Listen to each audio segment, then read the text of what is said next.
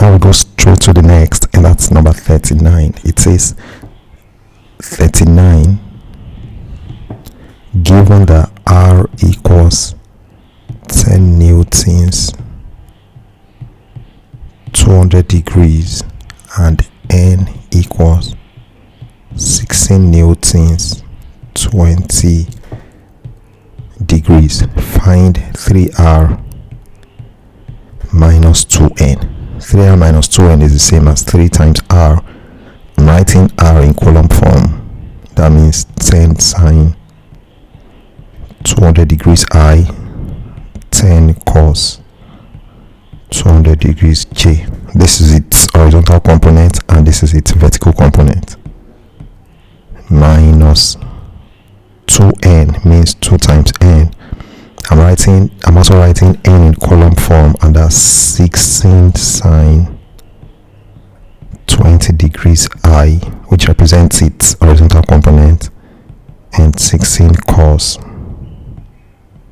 20 degrees J, which represents its vertical component. So if I combine the two, 3 times 10 sine 200 degrees I is going to be 30 sine 200 degrees I, minus 2 times 16 sine 20 degrees I is going to be 32 sine 20 degrees I. This is 2 times 16 sine 20 degrees I, so that's 32 sine 20 degrees I. And the vertical component of 3R minus 2N is going to be 3 times 10 cos 200 degrees J. That's going to be 30 cos 200 degrees J, minus, and here 2 times 16 cos 20 degrees J is going to be 32 cos 20 degrees J. 32 cos 20 degrees J. Now the magnitude of, and that's going to be equal to, let's do that, 30 sine 200 degrees, 30 times 200 degrees minus 32 sine 20 degrees, and that's minus 21.2052, and then the vertical component is 30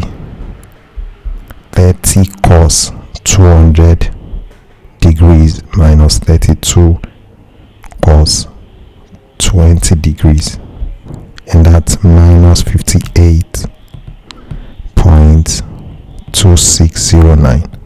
So this is the vertical component of the vector 3R minus 2N, and this is it.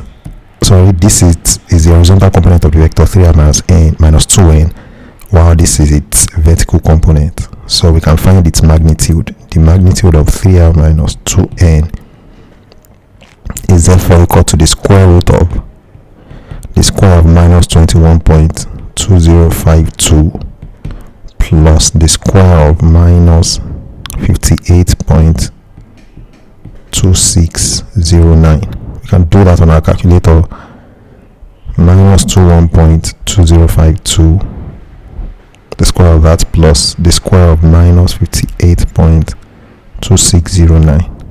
We're squaring that to, that's the answer, and the square root of that answer is 61.9999, which is approximately equal to 62 newtons. Now we just need to find the direction of 3R minus 2N. Let this be the horizontal component, and this the horizontal axis. This is the horizontal axis, and this is the vertical axis. So the horizontal component of the vector 3R minus 2N is minus 21.2052. That means it's going to be here minus 21.2052, and its vertical component is minus 58.2609. That's going to be somewhere here, minus 58.2609. So this is the vector 3 3r minus 2n. So this is, we can just complete the right angle triangle this way.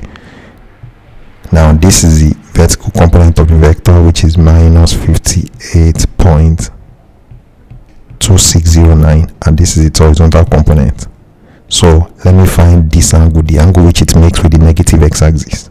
Tan theta, which is opposite over adjacent, is going to be minus 58.2609 over minus 21.2052. So theta itself is the tan inverse of minus 58.2609 divided by minus 21.2052. And that, let's check that, minus 58.2609 divided by minus 21.2052, and we're finding the tan inverse of that, and that's 70, that's approximately 70 degrees. So the direction of the vector 3r minus 2n is the whole of this. And I know that if this is if theta is 70, that means this angle is going to be 20 degrees. So the direction of a vector 3r minus 2n is going to be the whole of this, which is 180 plus 20. I take that again, that's the whole of this, and it is 180 plus 20, which is 200 degrees. Therefore the vector 3r minus 2n is the same as 62 newtons 200 degrees. 62 newtons 200 degrees, and the correct option is A. That's it, very simply. And let's take a breather and come back for the last one.